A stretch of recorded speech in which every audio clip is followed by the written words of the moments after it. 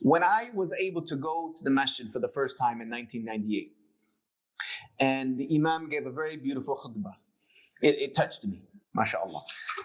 When I went to him after the salah and asked him, because he started telling me about Islam, you know how our da'wah goes. You know, Islam is built on 5 pillars and six beliefs. And I said, look, I just want to know, do you have some proof?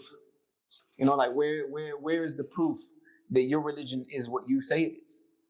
And he smiled. He's like, you know, he said, I got you. So he went and pulled a book off the shelf and he handed it to me. And my first proof handed to me about the deen of al-Islam was the Quran. He said, this is it. This is our proof. And then he started to tell me about the Quran. You know, that it was revealed to the Prophet. I said, look, no. I've already had people try to pre-sale me. You know, he's trying to load me up to go read this Quran with a certain frame of mind. I said, no, don't do that. Let me read this book. If it is what you say it is, it'll prove itself. This was the amount of certainty that I had, that if God had a religion, it would be clear, crystal, for someone who was searching.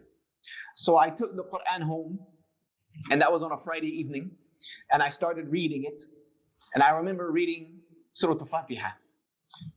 Well, first I remember reading it and realizing that the book was backwards, because I was given one of those blue noble Qurans from Saudi, and I opened it and I'm like, I'm in the index, I'm like, whoa.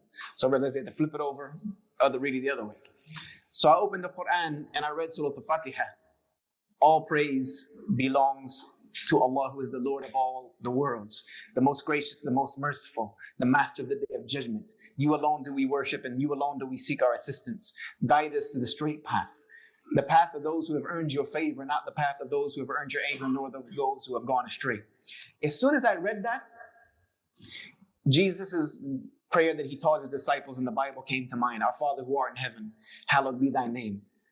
Thy kingdom come, thy will be done on earth as it is in heaven. Give us this day our daily bread, and lead us, and lead us not into temptation, but deliver us from evil. For thine is the kingdom, the power, and the glory forever. And there were such glaring similarities.